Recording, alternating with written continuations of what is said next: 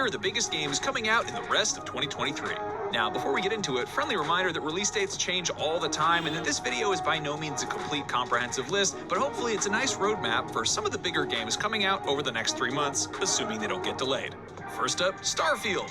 That's a big one, and it's out September 6th for Xbox Series and PC, or September 1st if you got the extra fancy edition. That's basically Skyrim in space, or Fallout with less 1950s music and more freeze-dried ice cream, but you probably already knew that.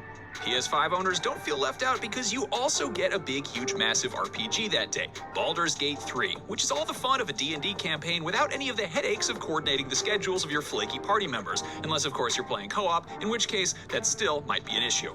On September 8th, NBA 2K24 comes to basically everything. The big new feature this year is Pro Play, which will supposedly convert actual NBA footage into gameplay, which is pretty wild to think about.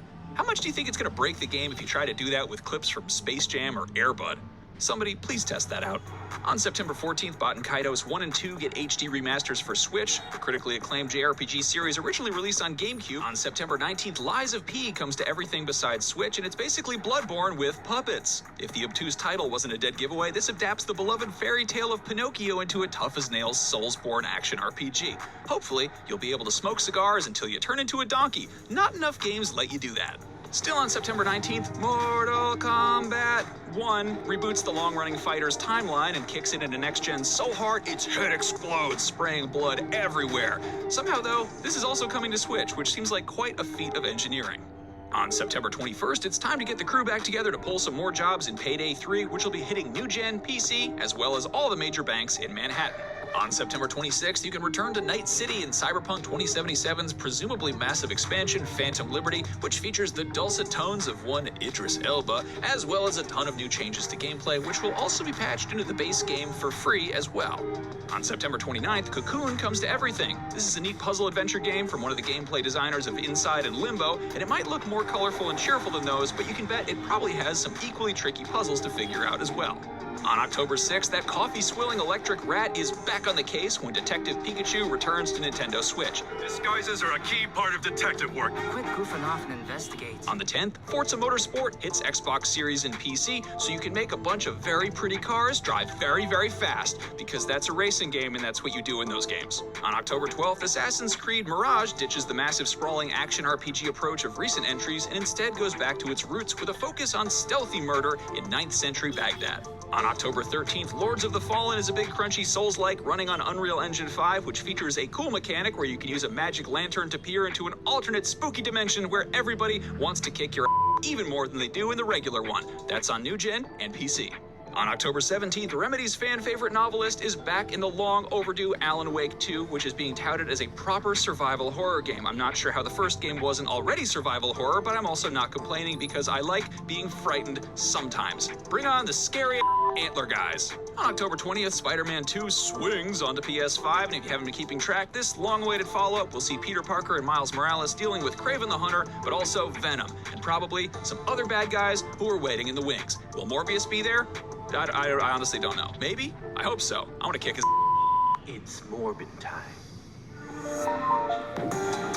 That very same day, Super Mario Bros. Wonder will leave you wondering why there's a new power-up that turns Mario into an anthropomorphic elephant instead of making him don an elephant costume like his other power-ups. Like, seriously, Tanuki Suit, Frog Mario, and Cat Mario are all just like magical Kigurumis, but this one is something else. A little bit more Dr. Moreau. Kinda makes you wonder.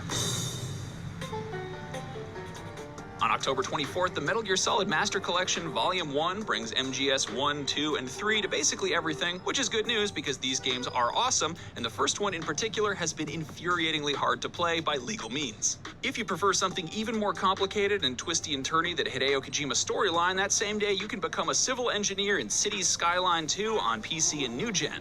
This hauntingly comprehensive city builder expands the scope of the original, which was already pretty expansive, while also adding new features like climates, which are presumably more complex and nuanced takes on a weather system, plus the ability to track individual citizens' life paths. I guess you can keep track of them moving into your city until they die of natural causes, or murder?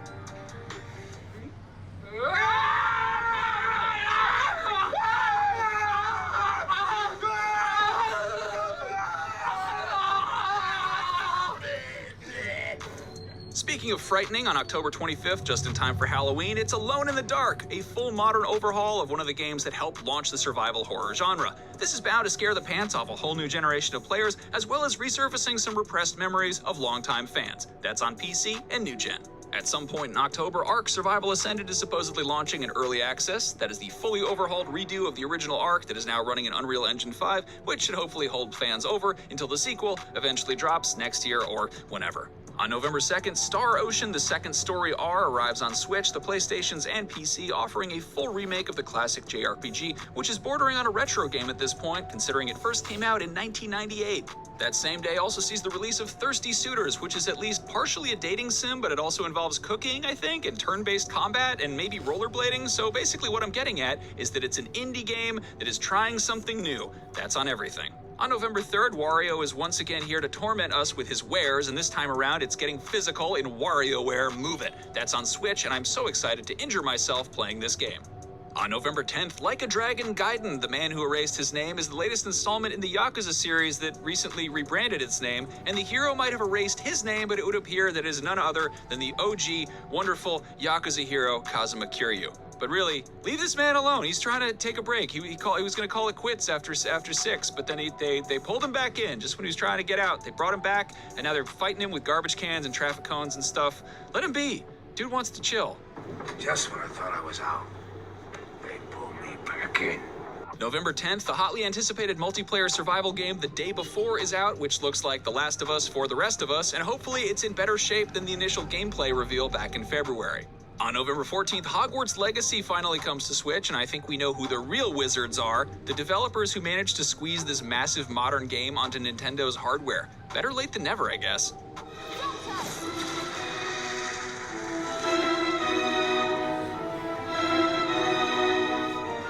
On November 17th, the beloved Super Mario RPG Legend of the Seven Stars gets a brand new, proper, fresh coat of paint on Nintendo Switch. Also on Switch, plus all the other consoles, is Persona 5 Tactica, which turns Joker, Morgana, and friends loose in a new tactical strategy adventure, and I think the only genre of video game that hasn't been Persona 5'd yet is like the kart racer, which really wouldn't even be that much of a stretch, because that cat can turn into a van. On December 7th, Avatar: Frontiers of Pandora lets you immerse yourself in the universe of James Cameron's immensely profitable movie franchise, and Avatar sells movie tickets and attracts Disney theme park goers, but will it sell games? I'm curious, but if nothing else, this basically looks like a Far Cry game with rideable pterodactyls, which sounds sick. That's on New Gen and PC. A bunch of other games are also expected in 2023, but as of recording this video, they don't have dates. So by the time you hear me saying this, they might have gotten delayed, or they might get release dates, but either way, check your local listings to be 100% certain. Warhammer 40k Space Marine 2 is the long-awaited chainsword cool set in that grimdark hellhole of a universe, and it looks like a blast. That's on New Gen and PC. Stalker 2 Heart of Chernobyl has had its development seriously disrupted by Russia's invasion of Ukraine, but more importantly, the people making it have had their lives disrupted, so if that comes out this year, cool, but if not, that is totally fine, and hopefully everyone involved is safe and sound. Hollow Knight Silksong has been in the works for ages, and it seems realistically possible that it'll drop sometime soon, and if it does, it'll be on everything, and I mean everything, including macOS and Linux, which is maybe one reason it's taken so long. The Lord of the Rings Return to Moria looks like Deep Rock Galactic by way of J.R.R. Tolkien, and that's supposedly coming to New Gen and PC this year, but considering how Gollum turned out, maybe just keep it in the oven a little bit longer.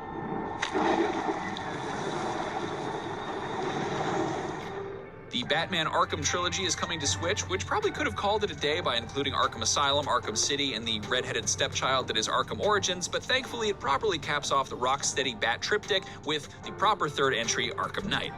And finally, the open-world multiplayer cozy sim Palia is getting an open beta on Switch and PC at some point. And there you go. What are you playing the rest of the year? What are you betting slips to next year? Is 2023 the best video game year ever? What is your favorite month? How are you? How do I end this video? Based on our deductions, the culprit is clear. Let me know in the comments, and for everything video games in the year of 2023, before and beyond.